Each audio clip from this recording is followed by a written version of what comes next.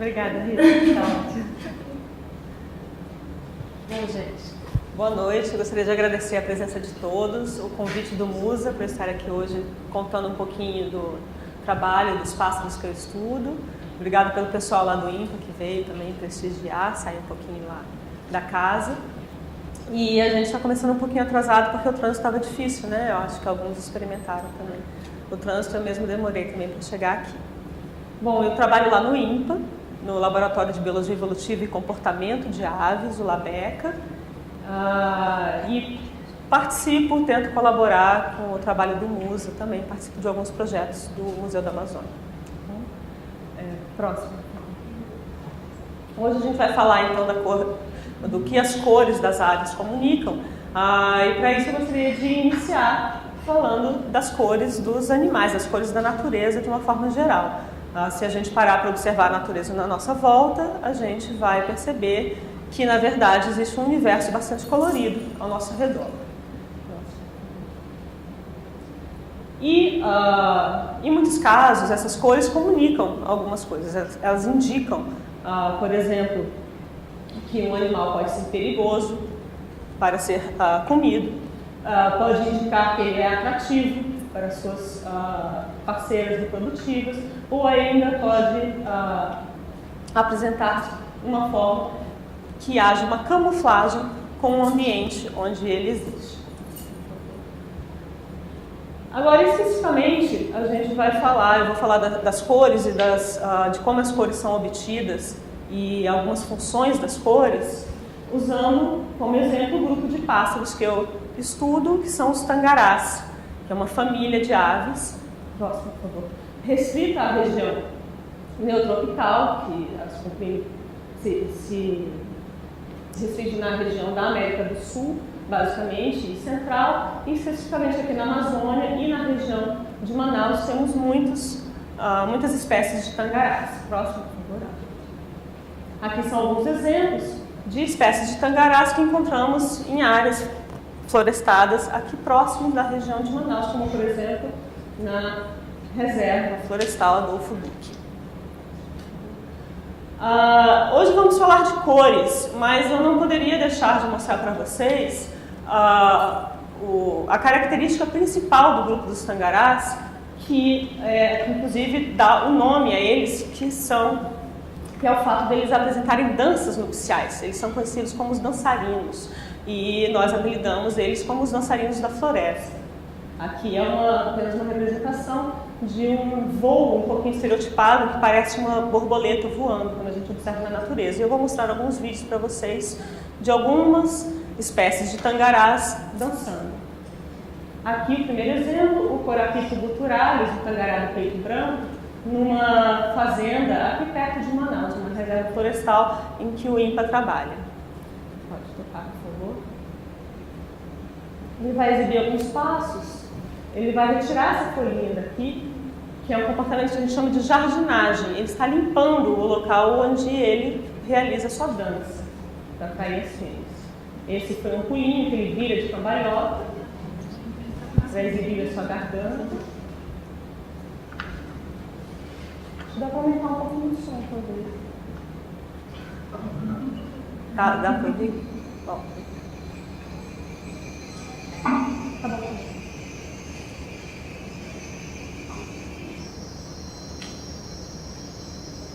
E essa espécie é característica, uma das características dela é utilizar esses troncos caídos no meio da floresta.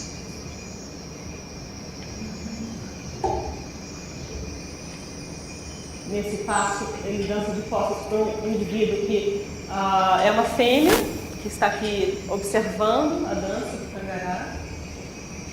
Está vendo só, Pedro? Corapico.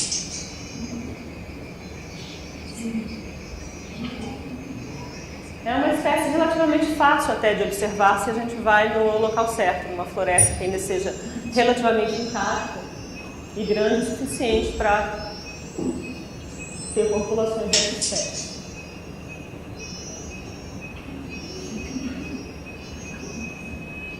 Outro aspecto, bom, tudo bem, gente, posso voltar para depois, próximo. Bom, então, a gente viu aí uma dança onde vários aspectos da plumagem daquela espécie foram exibidos. Aquela manchinha branca na asa, vocês devem ter percebido que a plumagem é um pouco azulada, né? Agora, como são produzidas as cores nas penas das aves e nos tangarás em particular? Por exemplo, aqui temos uma manchinha vermelha, uma mancha amarela, essa coloração preta azulada, a coloração branca. Como essas cores são produzidas e quais seriam suas funções? Próximo. Para falar um pouquinho, para falar sobre como as cores são produzidas, eu gostaria de falar antes sobre onde vivem os tangarás. Eu antecipei um pouquinho falando que eles vivem nas florestas. Mas em que tipo de floresta? Será que eles existem, por exemplo, apenas numa floresta de terra firme, numa floresta mais preservada? Eles podem ocorrer tanto em florestas de terra firme, em florestas também alagadas, como as várzeas, os igapós, e também nas florestas com solo arenoso, que na verdade tem uma composição até mais arbustiva, arbórea, mais aberta, ou seja, até se assemelhando mais com áreas como jardins. E todos esses tipos de ambientes são encontrados aqui perto de Manaus. Então tem espécies associadas de tangarás associadas a cada tipo de ambiente. E como eles vivem na floresta? O que são aquelas danças? As danças são exibidas, em geral, em situações onde a gente observa agregados de machos. Aqui temos exemplo de uma espécie, aqui de uma outra espécie, e esses machos realizam voos, muitas vezes até coordenados, quando um sai, o outro chega, para as fêmeas observarem.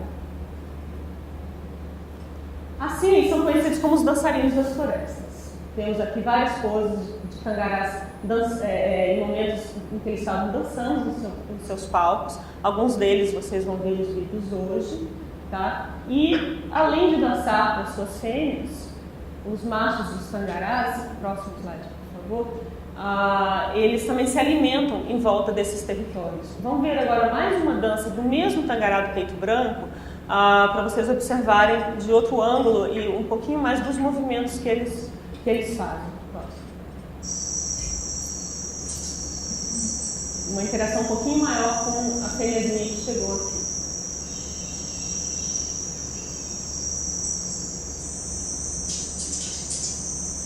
Bastante energético, né? É um som mecânico, é um som que não é produzido pelo aparato vocal.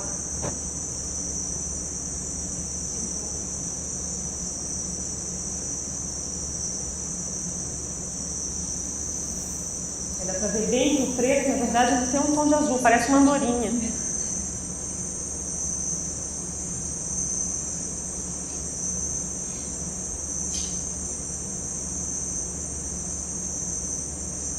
E a gente viu até agora só uma espécie, eu estou mostrando bastante essa espécie para vocês guardarem esses passinhos, porque nas outras espécies esses passos não vão ocorrer, elas realizam outros passos. Cada espécie apresenta a sua dança própria.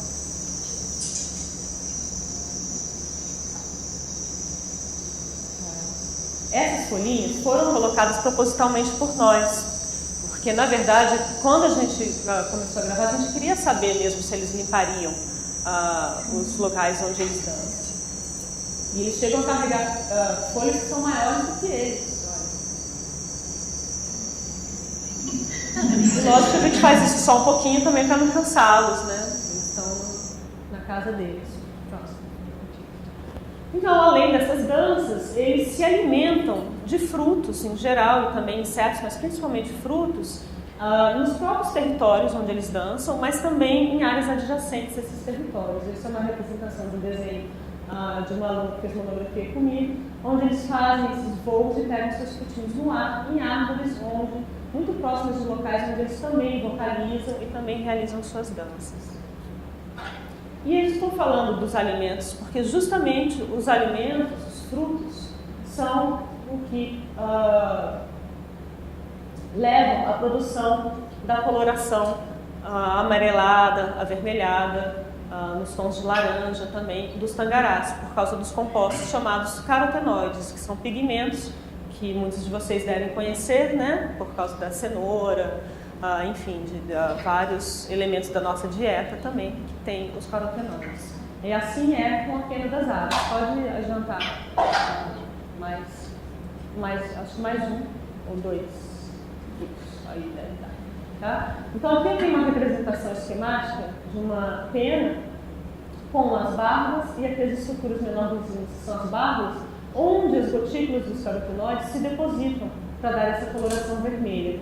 Tá? Aqui é uma foto, são fotos de penas crescendo, que a gente vê que ao longo do tempo do crescimento da pena vai havendo deposição diferencial dessas cores. Né? Então, existem diferentes carotenoides também, mas esse já é um pouquinho mais detalhes. Agora eu vou mostrar o tangará daquela pena vermelhinha dançando para vocês, filmado lá na Mata Atlântica.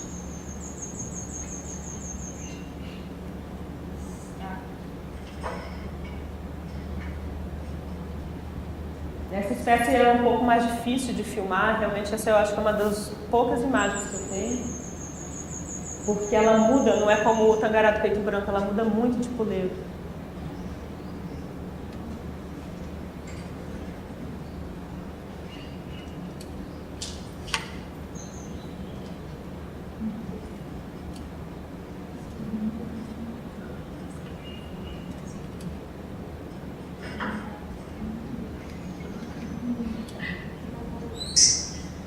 E ela também realiza um som mecânico, que a gente chama de estalado de asa.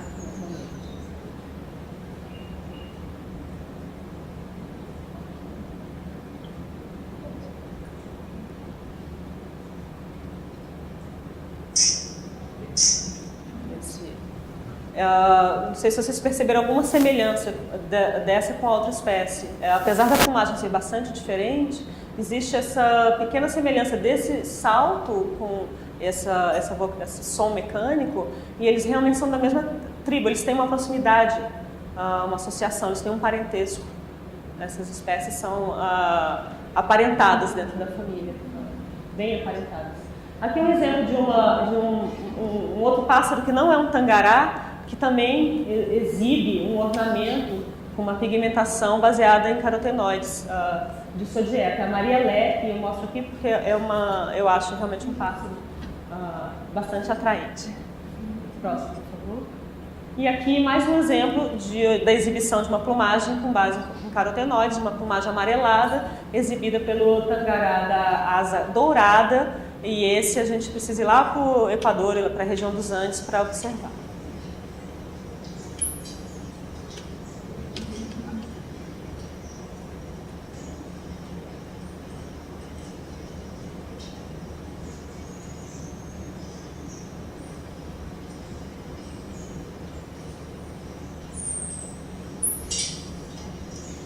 Mais uma vez. Vi que cada um faz uma coisa diferente, né?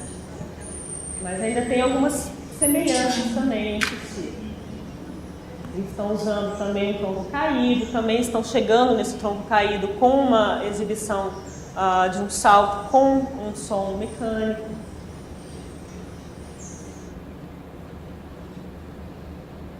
Tá bom, a gente falou daquelas cores laranjas, amarelas e vermelhas. E as outras cores? Os azuis, os pretos, os brancos, será que são produzidos por carotenoides ou por pigmentos adquiridos da dieta também?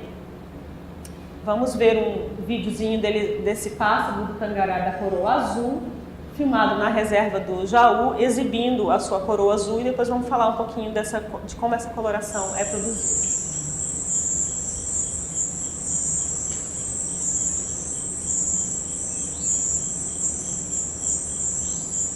Ele já vai apresentar uma dança bastante diferente das outras que a gente viu até agora.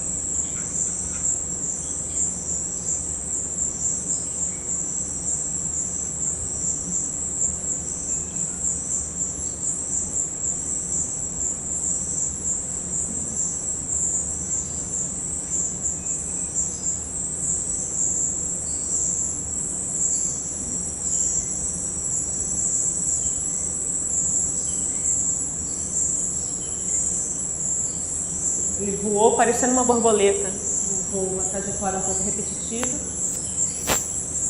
E ele ficará usando, fazendo essa rota por bastante tempo.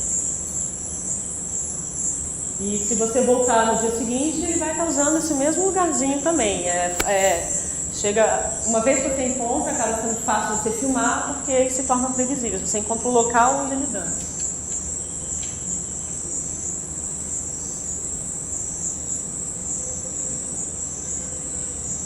Eu estava com uma camuflagem de cerca de 7 metros, eles deixam a gente chegar bem perto também, tá? Para filmar, mas eu estava, pelo menos eu achava que eu estava encoberta, né? Eles não estavam me percebendo.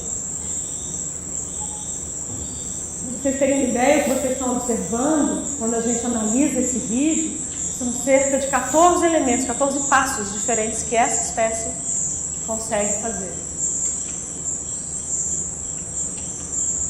Esses voos, essas viradinhas.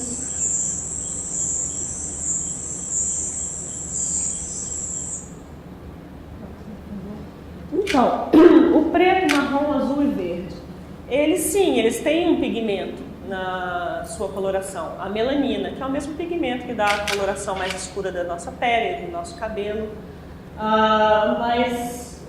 Próximo slide.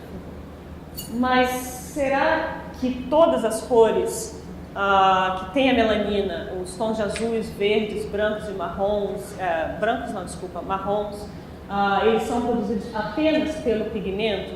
Se fosse assim, como que a gente teria um verde?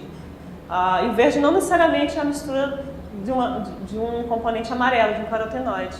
Tá? O que diferencia essas cores, e também se elas vão ser opacas, como essa coloração, porque se elas vão ter um brilho como essa coloração aqui, é justamente o fato deles serem, na verdade, cores estruturais. Para resumir o que isso quer dizer de uma forma simples, a cor estrutural ela é um efeito óptico da interferência da luz com alguma estrutura. Por exemplo, o céu talvez seja o melhor exemplo que a gente tem de uma coloração estrutural. Tá? São algumas partículas e a luz difundida através dessas partículas refletem uma cor que acaba sendo como uma ilusão da nossa percepção. Por exemplo, se a gente molhar um papagaio verde, ele não vai ser verde molhado, tá? Porque vai mudar um pouquinho a organização das moléculas nas penas deles e a gente não vai ter mais a impressão do verde. Tá? Então não é uma cor que vai estar ali. Se a gente molhar um passarinho vermelho, ele vai continuar vermelho. Bom, as cores que a gente chama de estruturais, se elas forem opacas ou uniformes ao ângulo, ou seja, qualquer ângulo que a gente olhar, elas tiverem a mesma cor, elas vão apresentar uma estrutura, que eu vou explicar mais para frente, que ela vai ser desordenada, ela não vai ser muito ordenada em estrutura. Exemplo de azuis e brancos aqui. Se elas forem brilhantes ou não uniforme ao ângulo, por exemplo, as penas de um pavão, de um beija-flor, elas vão ter uma estrutura ordenada, que a gente vai ver o que é, e os exemplos seriam as cores iridescentes e também as opalescentes, que a gente vai mostrar o que seria. Tá? O que seriam essas estruturas e tal? Nas penas, para a gente restringir um pouquinho, a gente teria um exemplo aqui, se a gente fizesse um cortezinho da estrutura interna microscópica da pena, a gente veria aqui uma matriz de queratina com aqui o que eles chamam de uns cristalzinhos, onde o pigmento da melanina se insere.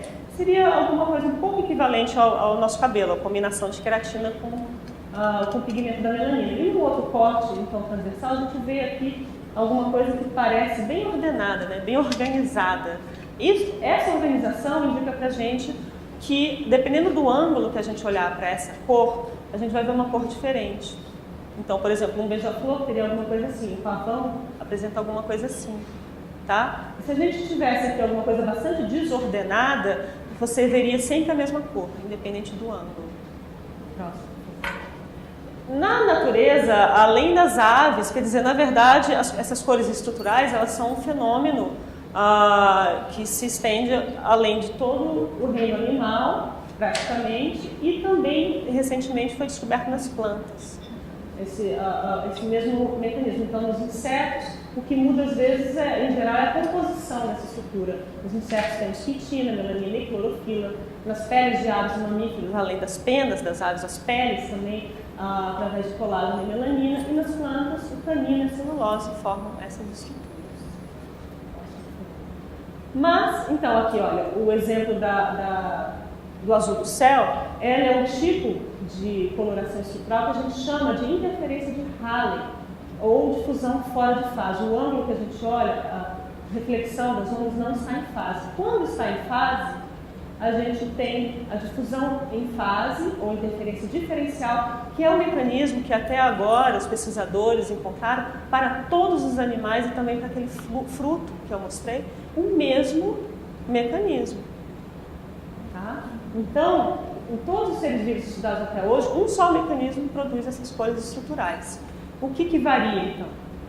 O que varia, as aparências mudam devido à estrutura. Justamente, se a estrutura for ordenada ou considerada quase ordenada, na verdade, na natureza nada é tão ordenado assim, você tem essa variação com o ângulo, que eu mostrei para vocês anteriormente, tipo, no pombo, nas asas das borboletas ou no pavão. Próximo. Já quando não tem uma estrutura ordenada, as cores são opacas, como no exemplo dessas fumagens azuis e nos pretos desses dois tangarás. Então, eu pergunto para vocês aqui, olhando essa figura, vocês diriam que a opalescência, que é a característica das penas desse tangará aqui, o tangará é o Irapuru cabeça de opala, tá? Cabeça de prata, como a gente conhece. É ordenada ou desordenada essa estrutura? Ou quase ordenada, mas enfim. Ela é mais para ordenada ou mais para desordenada?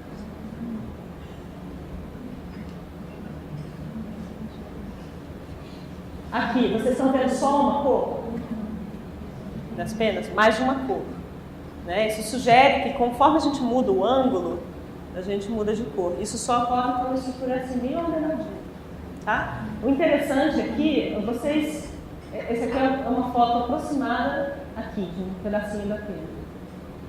Tem algum outro objeto na natureza, talvez uma pedra, que vocês veem alguma semelhança com essa pena? Em geral é mais branca, mas também tem assim a versão azulada da pedra.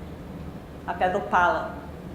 Essa estrutura aqui, lógico, mudando os elementos, foi descoberta como a mesma estrutura da pedra opala. Tá? E realmente em aparência. E o nome em inglês dele é realmente a cabeça de opala. E o pesquisador que deu o nome acertou sem saber da estrutura. Vamos ver então o que ele faz com essas penas bem prateadas. Pode tocar. Aí vamos ter dois machos dançando juntos.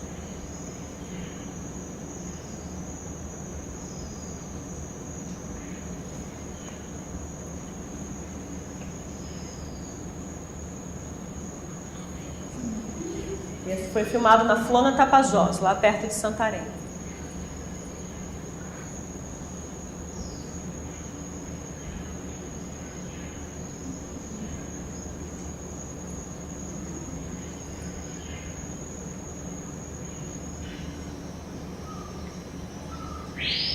O impressionante desse pássaro é que ele fica voando assim por 40 segundos no ar. E aqui foi uma cópula. A cópula deles é muito rápido, quer dizer, toda essa dança, todas essas cores para um momento tão rápido de cópula, e muitas vezes a fêmea nem permanece. A fêmea tem que permanecer, tem que aceitar, e nem sempre isso ocorre. Bom, então mais uma pegadinha. Vamos ver se eu conseguir ser um pouquinho clara para vocês. Aqui temos quais pigmentos? Carotenoides ou melanina? Nessa parte de cima, principalmente. Carotenoide ou melanina? Embaixo, portanto, carotenoide. Bem, próximo, por favor. Tá, agora em relação a ser uma cor estrutural ou não. Em cima ou embaixo estariam as cores estruturais, principalmente.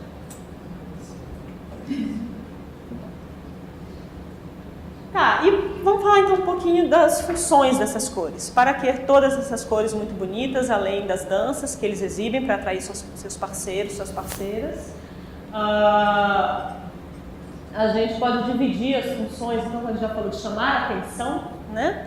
essa coloração aqui chama bastante atenção das parceiras reprodutivas. Mas será que essa fêmeazinha aqui, ela está chamando muita atenção nesse tronco verde? Ela está mais apagadinha, mais camuflada, né? Próximo, por favor. E justamente uma outra norma, uma outra característica bem marcante dos tangarás é a questão do dimorfismo sexual. Machos têm uma forma, uma coloração, e as fêmeas têm outra forma, outra coloração. Então, cada espécie apresenta duas formas de coloração, uma do macho, outra da fêmea. E olha, isso é bem padrão mesmo da família. Aqui são os machos e as respectivas fêmeas de diferentes espécies de tangarás. Em geral, então, os machos têm bastante vários adornos coloridos para atrair parceiros para reprodução, com o objetivo de ser visto. E as fêmeas, elas nesse sistema dos tangarás, são elas que cuidam dos ninhos e da reprodução praticamente sozinhas. Uma vez que elas copulam, elas vão cuidar dos ninhos, colocar os ovos e alimentar os filhotes sozinhas. Para isso, ela, se ela for facilmente vista por um predador, ela não vai ter muito sucesso, em sua jornada. Então, em geral, a gente vê como resultado as fêmeas tendo uma coloração que se assemelha bastante ao ambiente onde ela vive. Por exemplo, aqui a cor das folhas.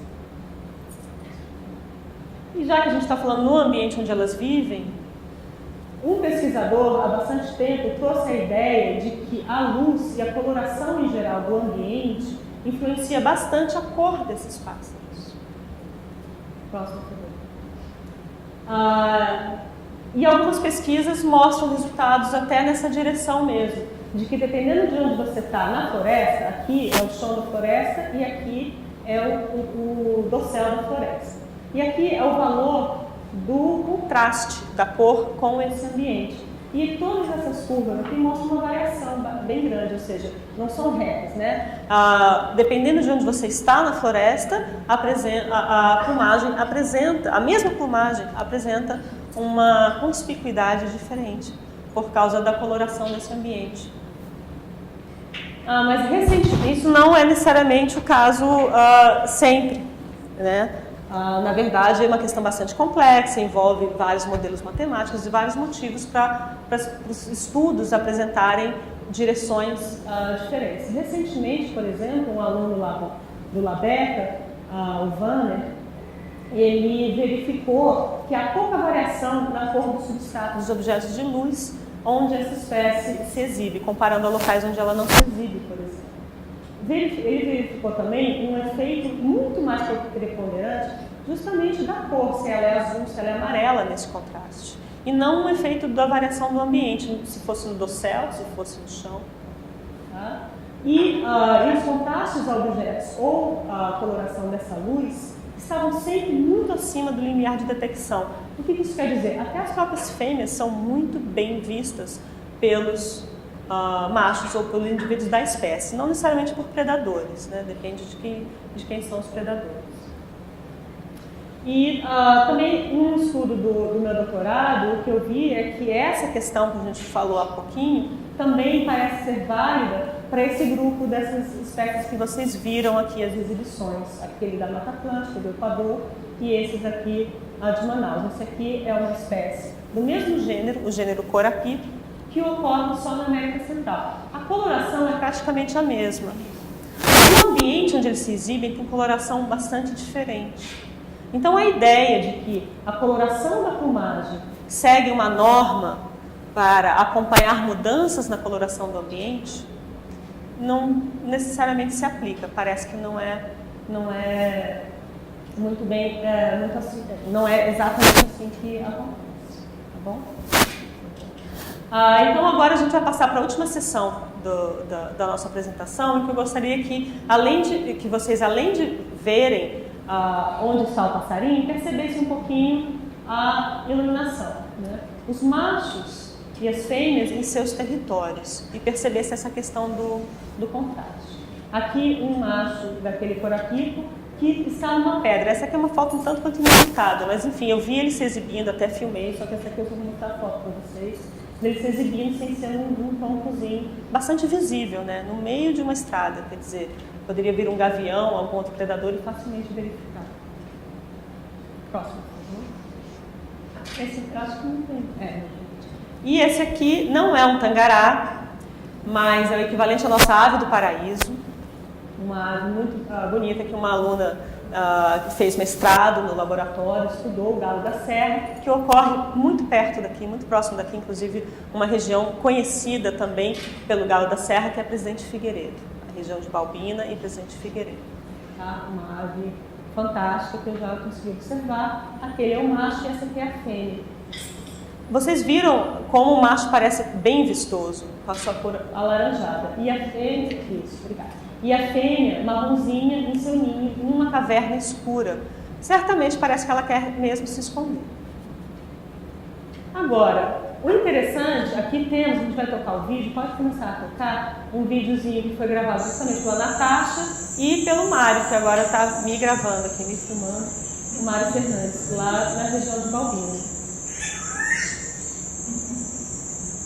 O interessante é que mesmo alaranjado assim, de longe, ele se confunde com folhas compridas, laranjas, principalmente quando o sol está batendo. Então, ele talvez seja grande assim e vistoso de perto, porque de longe ele não é facilmente reconhecido. E percebam aqui que ele tem essa plumagem, né, em forma de um mocânio, de uma crista, e os olhinhos são aqui, esses olhos ficam encobertos. E o bico está totalmente encoberto aqui pela crista.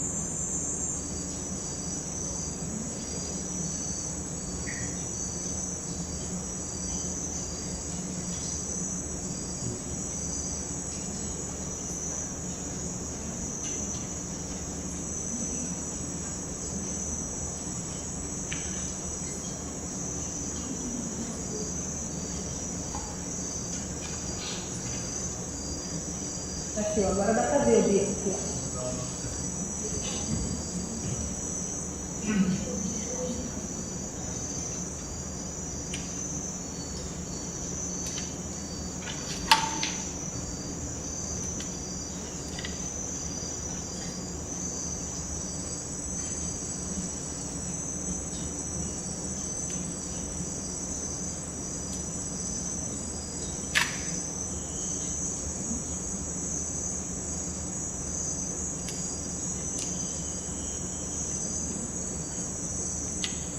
E eles são chamados de galos da serra porque eles realmente fazem uma briga do galo mesmo. Né? Parte do repertório deles é um macho atrás do outro. Eles têm brigas, penas são encontradas depois dessas brigas.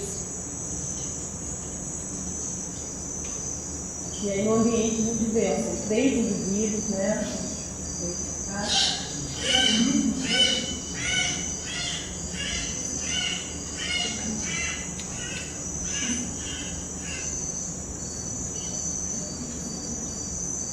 Ele não é um tangará, mas as outras características que eu falei dos tangarás, da questão de dançar para as fêmeas, para atrair fêmeas, machos se aglomerarem na floresta, acontece também com eles. Eles também são essencialmente frugívoros, as fêmeas que cuidam sozinhas dos ninhos.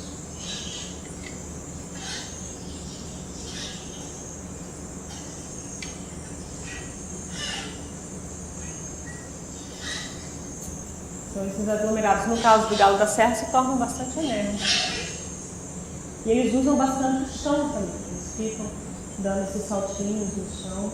Limpam. Se você chega no lugar, aqui vai estar bem limpo, sem folha.